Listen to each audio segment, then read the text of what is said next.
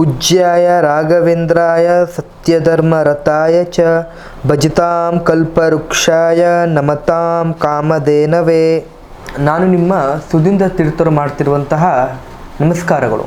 ನಮ್ಮ YouTube channel ಆದಂತಹ ರಾಯರ ಜ್ಯೋತಿಷ್ಯ ಫಲಕ್ಕೆ ಸ್ವಾಗತ. ಇವತ್ತಿನ ಒಂದು ವಿಡಿಯೋದಲ್ಲಿ ಕನ್ಯಾ ರಾಶಿಯವರ ಮೇ ತಿಂಗಳ ಮಾಸ ಭವಿಷ್ಯ ಅಥವಾ ಈ ತಿಂಗಳ ಸಂಪೂರ್ಣ ಭವಿಷ್ಯವನ್ನು ತಿಳಿದುಕೊಳ್ಳೋಣ.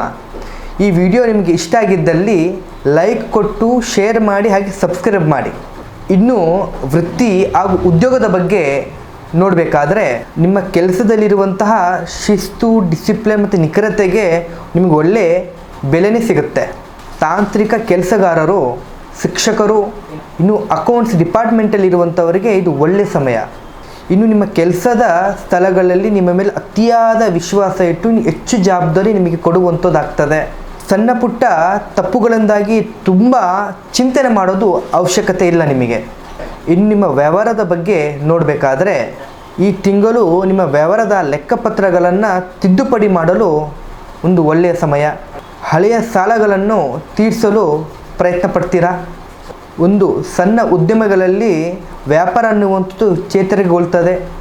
ಇನ್ನು ನಿಮ್ಮ ಹಣಕಾಸಿನ ವಿಚಾರದಲ್ಲಿ ನೋಡಬೇಕಾದ್ರೆ ಈ ತಿಂಗಳು ಉಳಿತಾಯ ಮಾಡುವಂತಹ ಚಿಂತನೆ ನಿಮಗಿದೆ. ಅದು ಯಶಸ್ವಿಯಾಗಿ ಉಳಿತಾಯ ಮಾಡ್ತೀರಾ.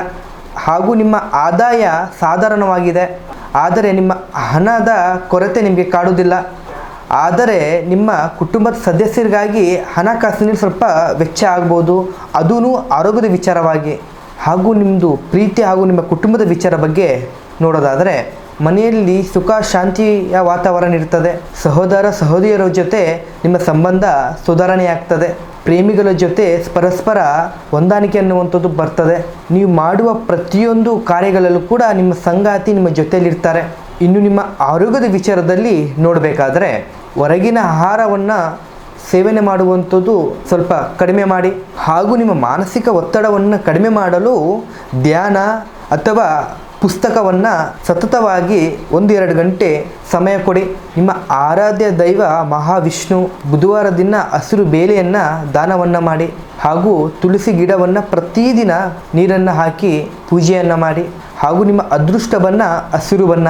ಈ ಒಟ್ಟಾರೆ ಈ ಕನ್ಯಾ ರಾಶಿಯವರಿಗೆ ಅತಿಯಾದ ಆತಂಕವನ್ನು ದೂರವಿಟ್ಟು ಆತ್ಮವಿಶ್ವಾಸದಿಂದ ಮುಂದೆ ನಡೆಯಿರಿ.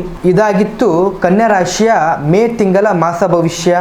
ಹಾಗೂ ನಿಮ್ಮ ಜೀವನದಲ್ಲಿ ಯಾವುದೇ ರೀತಿಯಲ್ಲಿ ಸಮಸ್ಯೆಗಳಿದ್ದರೂ ಕೂಡ ಈ ಕೆಳಗಿನ ನಂಬರ್ಗೆ 1 ಬಾರಿ ಕರೆ ಮಾಡಿ ಅಥವಾ ನೇರವಾಗಿ ಬಂದು ಕೂಡ ನಮ್ಮನ್ನು ನೀವು ಭೇಟಿ ಆಗ್ಬೋದು.